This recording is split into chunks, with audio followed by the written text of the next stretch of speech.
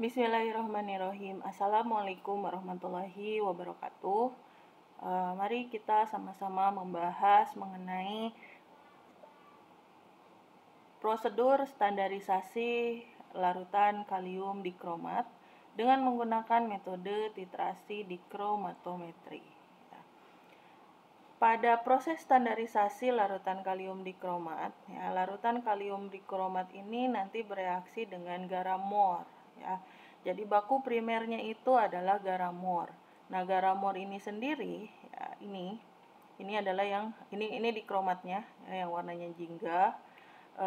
Dia bereaksi dengan garam mor. Nah, ini CFE2+ inilah yang berasal dari garam mor. Garam mor itu dia merupakan suatu garam rangkap. Garam rangkap itu apa? Garam yang mengandung lebih dari 1 ion logam atau mengandung lebih dari 1 ion sisa asam, maupun ion sisa basa. Nah, di mana rumus kimia dari si garam mor ini adalah FeSO4 NH4 2 kali SO4 6H2O. Nah, dari rumus kimia ini nanti kalian bisa menghitung nilai MR-nya ya, dimana di sini yang akan mengalami reaksi oksidasi adalah ion Fe-nya. Jadi nanti kan dia akan terurai menjadi Fe2+, Fe2+ karena dari FeSO4 dan sisa ionnya ya. Sisa anionnya. Nanti ion Fe2+ inilah pada garam mor yang akan bereaksi dengan kalium dikromat pada suasana asam ya. Jadi harus diasamkan sehingga pada titrasinya ini ditambahkan H2SO4. Kemudian nanti akan terbentuk Cr3+ yang berwarna hijau dan Fe3+ hasil oksidasi dari Fe2+ yang berasal dari garam mor atau baku primernya. Ya, dia berperan sebagai baku primer dan 7H2O ya. Nah, kemudian nanti Fe3+ yang berwarna kuning ini karena kita akan menambahkan indikator pada saat titrasi ini kita akan menambahkan indikator difenilamin sulfonat. Nah, di mana pada saat si difenilamin sulfonatnya ini pada kondisi reduksi ya, dia akan membentuk suatu senyawa yang tidak berwarna ya. Kemudian kalau misalnya dia dalam keadaan teroksidasi, maka akan membentuk senyawa yang berwarna ungu ya. Nah, bentuk oksidasi dari difenilamin sulfonat ini bisa tercapai kalau kita tambahin H3PO4 ya, asam fosfat. Untuk apa? Ya, seperti tadi telah dijelaskan, karena potensial sel si indikator ini cukup rendah, maka dengan ditambahkan H3PO4 atau asam fosfat, maka potensial sel dari si larutan ini nantinya akan turun sesuai dengan potensial sel si indikator ya. Nah, kemudian selain itu, dengan keberadaan si asam fosfat ini juga akan merubah si Fe3+. Fe3+-nya itu kan warnanya kuning ya. Kalau misalnya bertemu dengan asam fosfat, maka dia akan membentuk suatu kompleks yang tidak berwarna ya.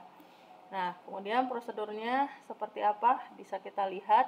Pertama, kita bikin dulu ya garam mor. Nah, garam mornya ini kita timbang, kemudian dibikin untuk konsentrasi 0,1 normal. Jadi kita timbang kebutuhannya itu sesuai dengan untuk pembuatan si garam mornya itu dengan konsentrasi 0,1 normal ya. Volumenya terserah mau dibikin berapa aja, yang penting konsentrasinya segini ya. Dengan struktur garam mor seperti yang telah saya jelaskan sebelumnya, nanti bisa kalian hitung MR, kemudian dihitung juga BE-nya, di mana valensinya itu dilihat dari perubahan Fe2+ menjadi Fe3+, yaitu melepaskan 1 elektron. Berarti valensi si garam mor itu adalah 1. Kemudian bilasi dengan H2SO4 ya. Jadi si Fe-nya ini, si garam mor ini dia agak susah larut ya. Maka setelah ditimbang kita bilasi dulu sama asam sulfat, kemudian baru diencerin. Diencerinnya sama apa? Dengan air bebas O2. Nah, kenapa harus pakai air bebas O2?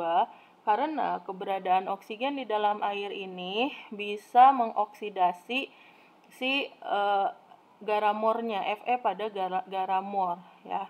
Jadi makanya air yang digunakan harus air bebas O2. Nah, kemudian sudah selesai dibikin larutannya, kita pipet si garamor ini sebanyak 10 ml. Kemudian ditambahkan lagi H2SO4. Nah, fungsi H2SO4 di sini tadi ya untuk memberikan suasana asam. Supaya apa? Supaya si dikromatnya bisa menjadi ion Cr3+ ya. Kemudian tambahkan juga, maaf ini agak sedikit typo, 1 mili H3PO4 85%. Ya, tambahin asam fosfat. Fungsinya buat apa tadi? Buat karena gini, kita kan mau pakai indikatornya di fenilamin sulfonat ya.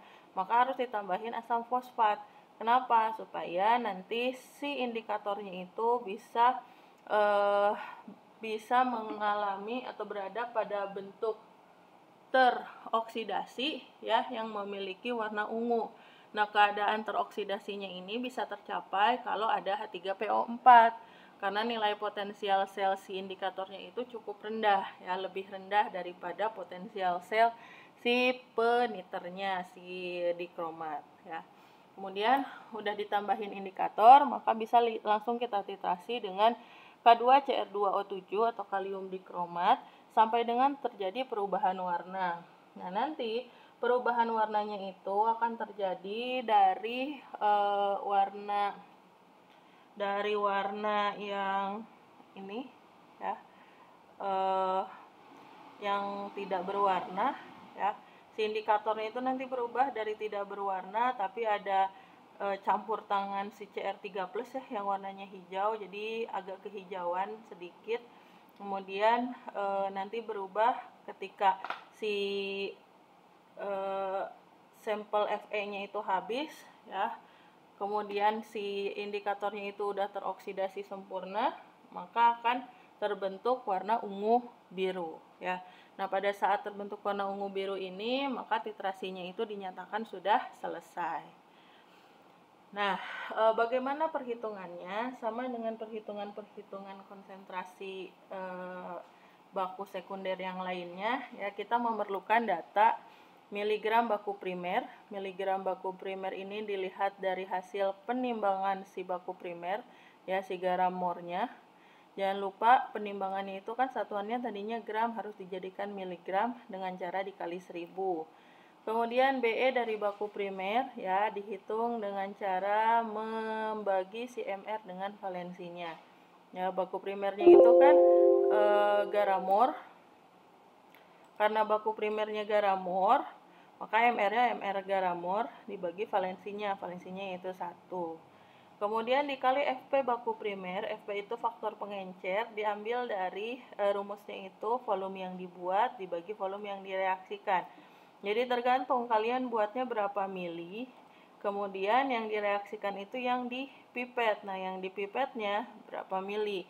Kalau di prosedur yang ini, yang sebelumnya saya jelaskan, yang dipipet itu sebanyak 10 mili. Dikali volume baku sekunder. Nah, volume baku sekunder ini dilihat dari volume hasil titrasi. Ya. Oke, baik, selesai penjelasan saya mengenai prosedur standarisasi larutan kalium dikromat. Semoga bisa kalian pahami. Terima kasih. Assalamualaikum warahmatullahi wabarakatuh.